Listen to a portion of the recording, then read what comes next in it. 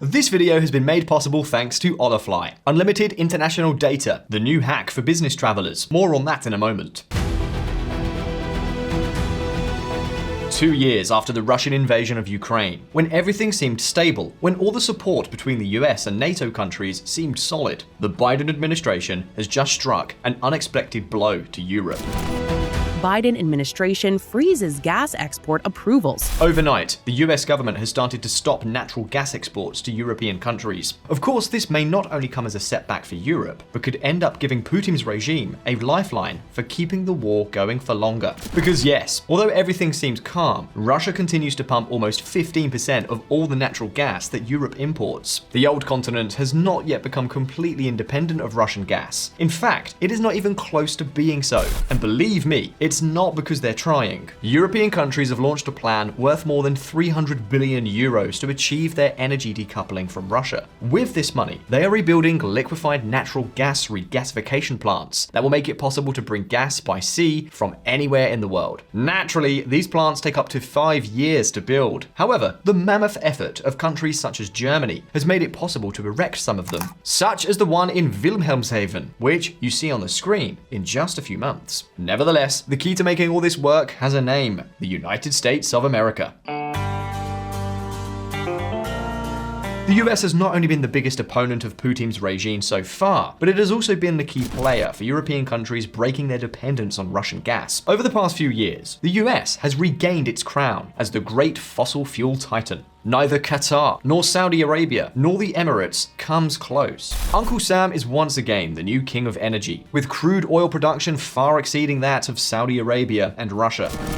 The United States is producing more oil than any country in history. The fossil fuel industry is making a huge turnaround. While over the last few decades, oil was mostly stamped with a mysterious Arabian headdress, these days it's back to a cowboy hat. This has been possible thanks to fracking, a technology with which the United States is extracting black gold even from the deepest underground crevices, a technological milestone that has increased production as never before. The point is that where there is oil, there is natural gas. Fracking makes it possible to extract both fuels at the same time. And Visualeconomik viewers, that is just the key that Europe needs for replacing Russian gas. European liquefied natural gas plants, such as the one we showed in Wilhelmshaven, have been built precisely to import a lot of gas, especially from the USA. So much so that practically 50% of European imports come from the United States. Now, as time goes by, Europe is going to need more and more gas. We are talking about demand increasing by about 2.5 billion cubic meters by 2040. And so far, Europe has only managed to contract 32% of all the LNG it will need to cover that increase. And of course, this is where the US plays an absolutely fundamental role. Following the outbreak of the war, the White House publicly and firmly committed itself to supplying Europe with as much gas as was necessary to cut Russian dependence. Not only that, but in a joint communique with the European Union, Washington assured that it would guarantee gas exports, establish a reliable regulatory framework, and eliminate the problem by 2027 at the latest. However, as we mentioned at the beginning, everything has turned around 180 degrees. It is hard to believe, but Joe Biden now seems to be betraying his promises to Europe. Biden's policy shifts risk European natural gas stability. Washington has put the brakes on the issuance of new gas export licenses. If this continues, it could eventually be a victory for Russia and would also mean another major blow to the already weakened European economy. The question is, why is Biden apparently turning his back on Europe? Why would Washington play in favor of Russian interests? And above all, what economic implications might this curb on gas exports have? Today on Visualeconomik, we tell you all about it. But before, if you are a loyal follower of our channel, and therefore being someone who likes to keep up to date with the global economic landscape, you probably also like to travel, to experience all the countries we talk about in our videos. What's more, it's likely that you also travel abroad for business purposes, and in that sense, keeping your finances under control is essential. That's why today we want to introduce you to a new technology for your travels, the Olafly eSIM card. With it, as soon as you land at your destination, you will be able to have internet in more than 170 countries worldwide, with unlimited data, and at a much more competitive price than the expensive roaming rates of the large phone companies. Thanks to Olafly, you will be able to stay informed and connected to international news from practically any country with simplicity, and also have control of your finances online. And not only that, because unlike traditional telephony, where getting connected during business trips is a long, tedious process full of language barriers on unreliable networks, with Olafly, you can connect by simply scanning a QR code. Instant internet in 170 countries. And if you have any problems, Olafly has personalized support. Visit the link in the description to find out more about Olafly's new eSIM technology and keep your business running with all the apps, improve your productivity, and control your finances no matter where you are. And now, let's start.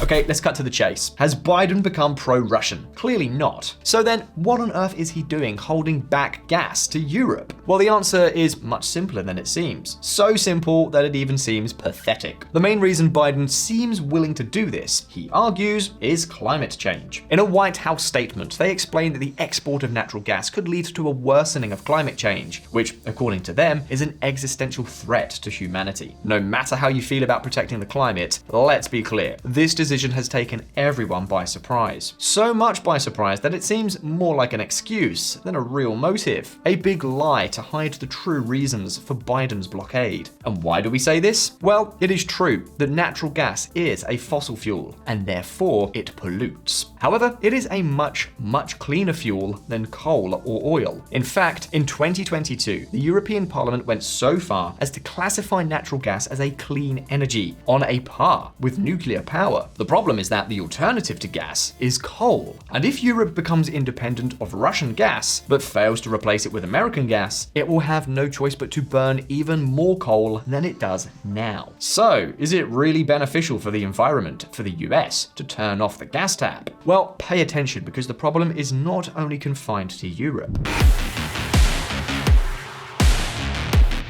Asian and many African economies are growing like crazy, and the world's population is increasing. The result? Energy consumption is going to skyrocket. As much as we may not like it, a lot of that energy will be produced, once again, by burning coal. But how can this be avoided? Well, with natural gas. Natural gas that the US can produce and export, but which Joe Biden is now almost inexplicably holding back. And let's see, it is true that some climate groups explain that natural gas is not as clean as it seems. For example, this report points out that in the LNG production and export process, gas leaks and losses occur and pollute the atmosphere. But even allowing for these effects, in the worst cases, natural gas would be equal to, or even less polluting than coal. I repeat, in the worst case, and that is without taking into account that LNG technology could improve and reduce the aforementioned leaks.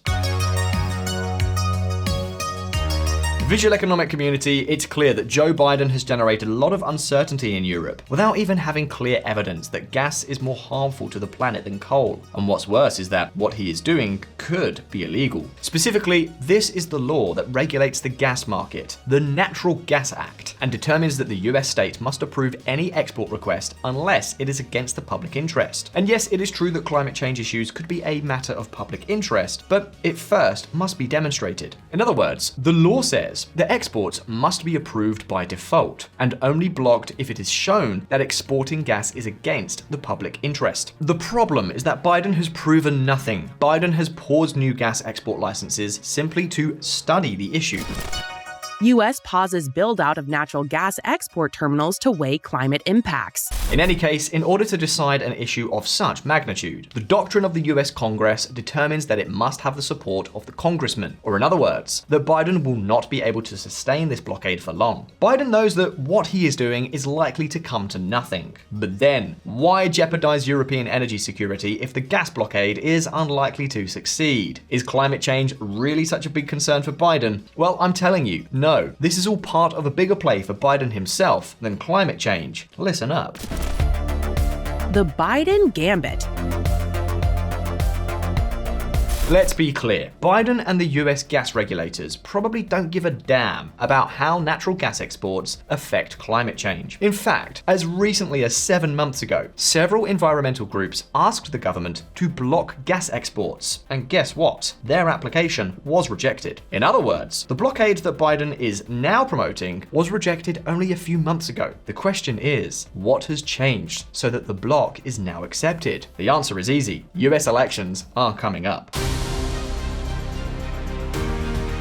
When a politician nears election time, he or she brings out their worst side. Concessions are made that they would never make. Elections bring out a populist side, and politicians try to buy votes with questionable policies. And the natural gas blockade is just such a case. Joe Biden came to power in 2021 thanks to the support of many environmental groups, and now he wants to make sure he has them on his side. But hang on, this is an economics channel, and the fundamental part of this issue actually has little to do with environmentalism. You see, parallel to the climate motives, the White House has admitted economic motives for trying to curb gas exports. What does this mean? Think about it. If Biden curbs gas exports to the rest of the world, there would be more gas available to Americans. That is, gas will be cheaper. It is a perfect electoral ploy. Biden can portray himself as the savior of the middle class, the hero who will reduce the electricity bill and win a lot of votes. But not only that, cheap natural gas is particularly attractive for many powerful business groups. For example, in 2017, the pharmaceutical lobby, which produces its medicines using a lot of electricity, lobbied the White House to limit natural gas exports. An industry trade group that lobbies for the big chemical companies sent a letter to Rick Perry, Trump's energy secretary at the time. In it, they practically begged him to halt the LNG build-out. In the US, having the business lobbies on your side is a good asset for elections. And in this case, it's Biden's turn. But don't think that the situation would have been any different with the Republicans. But hey, I know what many of you are wondering. What's wrong with Joe Biden curbing gas exports if it will improve the US economy? Well, the truth is that cutting off gas will not improve the US economy. In fact, it will worsen it considerably. You see, one of the most famous economists in history, Frederick Bastiat, said that good economists were those who focused on long-term consequences and not on the short term. Well, while it is true that in the short term, curbing gas exports could reduce US energy prices, in the long term, it would be a disaster. Think about it. If gas producers cannot export as much to other countries, many will have no incentive to exploit new fields, improve technology, or produce much more than they currently do. On top of that, many of the companies that have invested in fracking and LNG processing, thinking that they were going to be able to export and make money, now see how the government could screw them out of business overnight. And what does all this mean? It is possible that, due to a lack of political certainty, many energy companies will invest less, and that, over time, total gas production will be considerably reduced. After all, it is true that the gas produced would stay in the USA, but as there would be less gas, the final price could end up being even higher than if exports were maintained. But Visualeconomik viewers, this is not just a theory.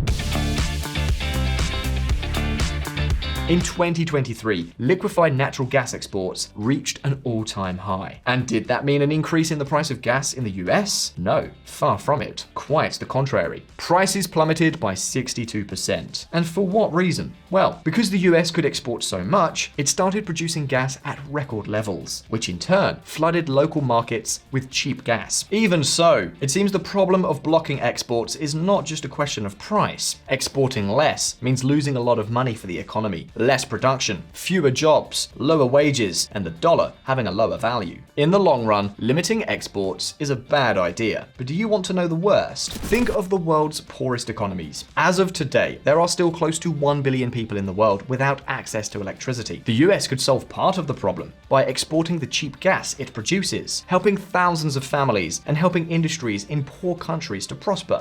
Visualeconomik community, Biden's plan makes no sense, at least not economic sense. This electoral move could bring a lot of uncertainty to a thriving industry that could help solve the Russian gas crisis, help poor countries, and on top of that, improve the US economy in the long term. As we have seen, the climate arguments do not seem to have sufficient support, and in fact, it is most likely that this whole issue will end up being overturned by Congress or even the courts. So, why did Biden jump in head first then? Probably because he knows that after winning the elections, the reasonable thing to do would be to back down and continue to allow about exports. But until then, he has to win a few votes. Although, having reached this point, the questions are now over to you. Do you think Biden will try to keep the blockade in place? And do you think it will really help him garner a few votes? You can leave me your answers in the comments. And as always, don't forget that here on Visualeconomik, we release new videos every week. So subscribe to the channel, hit the little bell so you don't miss any of our updates. And if you liked the video, like it. And I'll see you in the next one. All the best. See you next time.